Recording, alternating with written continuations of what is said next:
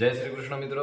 આગળના વિડીયોમાં એક ભાઈની કોમેન્ટ હતી કે અમારા ઘરે માતાજીની એક પીઓપીની મૂર્તિ છે તો બીજી મૂર્તિ પિત્તળની અથવા કોઈ પથ્થરની રાખી શકાય કે નહીં।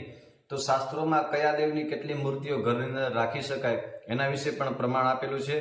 ગૃહેલિંગ દ્વયમ નાર્ચ્યમ ગણેશત્રિત્રયમ તથા શંખદ્વયમ તથા સૂર્યો નાર્ચ્યો શક્તિત્રયમ તથા દ્વિચક્રે દ્વારકાયાશ્ચ શાલિગ્રામ શિલાદ્વયમ તેષામ તો પૂજનૈનૈવ ઉદ્વેગમ પ્રાપ્નુયાત ગૃહી। એટલે કે ઘરની અંદર 2 શિવલિંગની પૂજા ન કરવી જોઈએ, 3 ગણપતિની પૂજા ન કરવી જોઈએ, 2 શંખ અને 2 સૂર્યનારાયણ ભગવાનની પૂજા ન કરવી જોઈએ।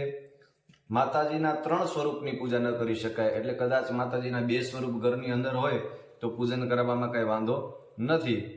2 દ્વારિકાના ચક્ર એટલે કે 2 ગોમતી ચક્રની પૂજા ઘરે ન કરાય અને 2 શાલિગ્રામજીની પૂજા ઘરની અંદર કરાતી નથી।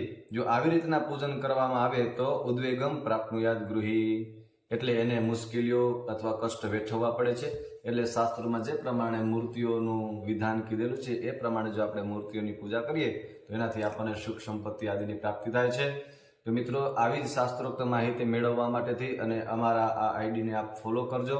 આ વિડીયોને વધુમાં વધુ લોકો સુધી પહોંચાડજો। તમે પણ માહિતી યાદ રહે એના માટેથી વિડીયોને સેવ કરી રાખશો। જય શ્રી કૃષ્ણ।